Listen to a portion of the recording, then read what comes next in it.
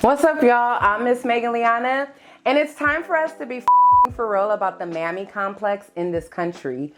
I don't know who needs to hear this, but it's not the job of Black women to come help and save anybody.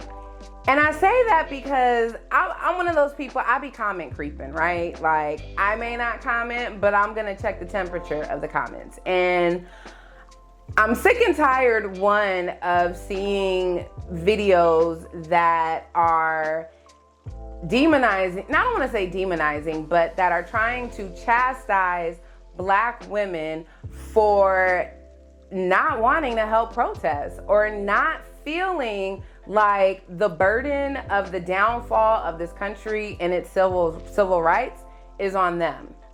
And what really made me be like, who the are y'all, was seeing Kamala Harris post a picture of her and her husband Doug celebrating Valentine's Day, and a lot of Caucasian women and other nationalities of women and different races, everything but Black, telling this Black woman that she needs to do something, demanding that even though she lost, it's her job to help organize and help this country. Y'all didn't want her fucking help. If y'all wanted her help, y'all would have voted for her. 92% of Black women, we got that shit right.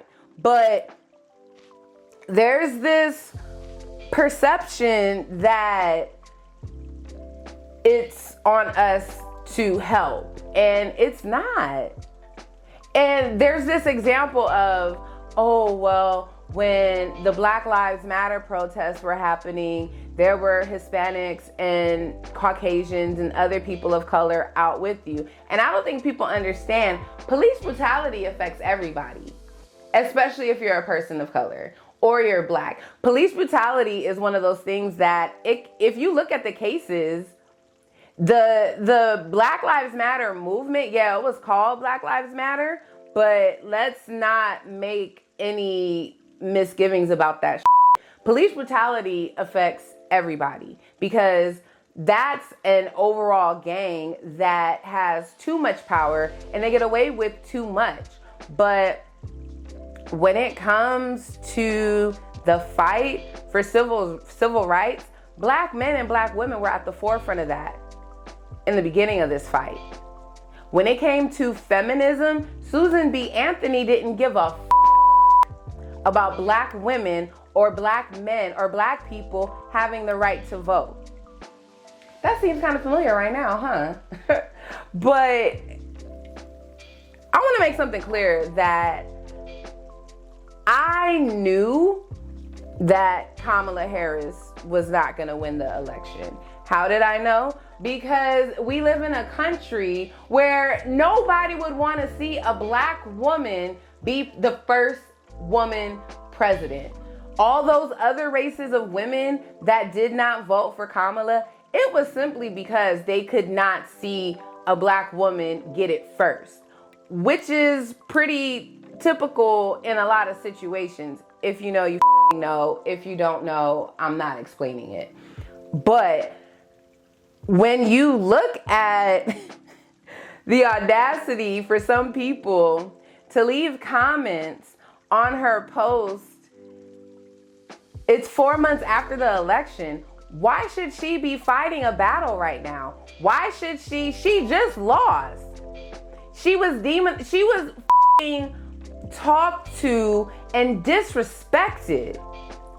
Not only during her tenure as vice president, but once she started running for president, she was called stupid. She was called DEI. She was called everything and anything you could think of in any way they could disrespect that woman without calling her a stupid bitch on national television. They did that. And when you see comments of people saying, why aren't you helping us? Why aren't you fighting for us? We need you. What the fuck is she supposed to do? Why should she? Why should she and any other Black woman put themselves on the front line for a fight that was already fought? I think people tend to forget civil rights were just won in the 60s. That's literally like 60 plus years ago. 1965, right? Let's look at 1965 when the Voter Rights Act was passed. That is literally 60 years ago. So when we're talking about, oh, black women should be helping, black women should be organizing, no, we shouldn't. We already did that. And when we did that, basically, as of now, everything we did is starting to be wiped away. And I think it's a high time that other races lead the forefront. Like, there was a Not My President march yesterday for President's Day, and I think that was amazing. Great job. I think it's so amazing to see other races out there protesting. Stop thinking black women should be there with you, because in all honesty, as a race, we really need to learn how to structure and organize on our own. We need to protect our own communities right now. Let's be real. Last week, there was a Nazi rally that came to Lincoln Heights. And it's important to note that Lincoln Heights was it's majority black, and it was one of the first free black towns that was established, right? And so Lincoln Heights was chosen for a reason. But what had happened was, when the black residents of Lincoln Heights found out that those Nazis were out there protesting and had their signs and their flags and shit like that, they came together and got them the fuck out of there. That's all black people really need to be doing right now. Standing together against hate and racism. It's not our fight anymore. And I think people are having a hard time accepting the fact that we're okay with it not being our fight anymore. It doesn't mean that we're not strategizing and we're not focusing on what we need to do as a community, but this time we're focusing on ourselves as a community. And a lot of y'all need to be okay with that. Because black women don't owe y'all shit. And if we're going to take it further, when we had our black male leaders, they were killed. Martin Luther King, Malcolm X, Huey P. Newton, Fred Hampton, Medgar Evers, all within the span of about a decade. And then there is, so when COINTELPRO, right? COINTELPRO, that was the FBI, that was basically the FBI investigation that plotted against decentralizing all the black leaders. The COINTELPRO was what came between the Black Panther Party, figured out how to dismantle the Black Panther Party through the FBI. That was what was surveilling Martin Luther King Jr. and Malcolm X and all that other shit. And there was a very focused effort of dismantling black leadership during the civil rights movement. And then there is this, I don't know if y'all figured this out by me yet, but I love me a good documentary, okay? And there is this documentary, it's called like the Black Power Mixtape. And it's about these Swedish filmmakers who were in the thick of filming the civil rights movement. And when it comes to Europe during that time, Europe was a safe space for Black Americans. Europe didn't have the issues of racism that was in the United States. So this documentary is filmed from a Swedish perspective of the Black Power movement.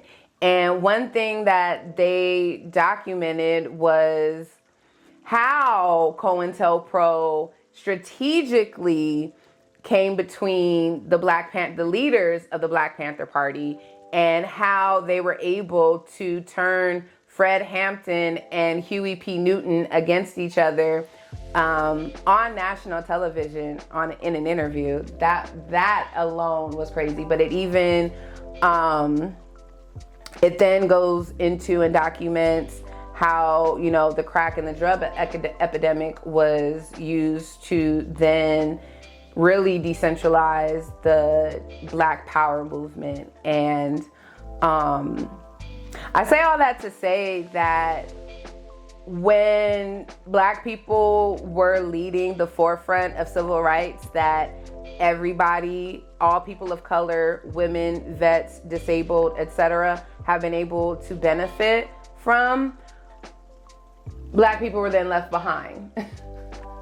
When there was that effort to come between the movement and bring, you know, the Black leadership down, nobody else stepped up. There were no other races that stepped up to be that group to fight for their race, but to fight for everyone. And I think that's important to note, because there's this, again, comment creeping. When you look at the comments, there's this expectation that Black people should join forces and help, and we shouldn't. Even when you look at the protests that are happening now, I have not seen one protest go violent. I have not seen any police force against protesters. Even when the Nazis were protesting in Lincoln Heights, they had police protection. When the Mexicans were protesting in downtown LA, and when they were protesting ICE in other cities, you didn't see police using tear gas on them and the pellets and all that shit. It's only against Black people. So it's really high time for y'all to accept the fact, Black people, and especially Black women, we're not organizing this fight anymore. It's on y'all.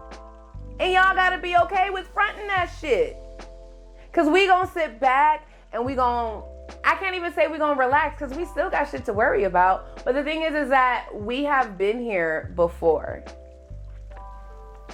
And we may not have been here necessarily in this generation, but even if we're gonna look at DEI, affirmative action, all that other shit, you know, Black women are always at the low end of the totem pole when it comes to the recipients of the benefits from the civil rights movement, from benefits of DEI, all that other shit. So it's a high time that we kick back. And I think that one thing that has been very apparent this last month is that nobody gives a fuck until it affects them.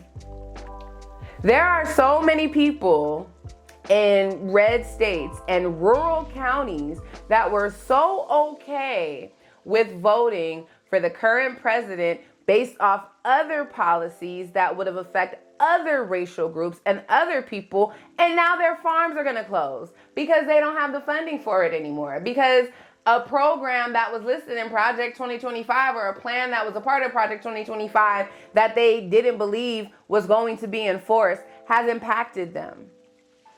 And so now that it has had an impact on them, now it's, oh, I regret. Don't regret it now. Fight. Fight for that shit. It's a lot of federal workers that voted for this guy. There are a lot. And they were okay with their vote until Doge got them fired. But it was okay when it was going to be just immigrants getting deported. It was okay when DEI was ending and you didn't understand that as a white woman, you were the DEI hire. So this Mammy Complex that Black women should be in the forefront organizing and unify to help, y'all need to be for real that shit ain't happening. kill them comments. Because we don't give a We are protecting our own. We are protecting our peace. And we are organizing amongst ourselves because we know what's next. And we already are equipped to handle this shit. But it's going to be great to see you guys do it now.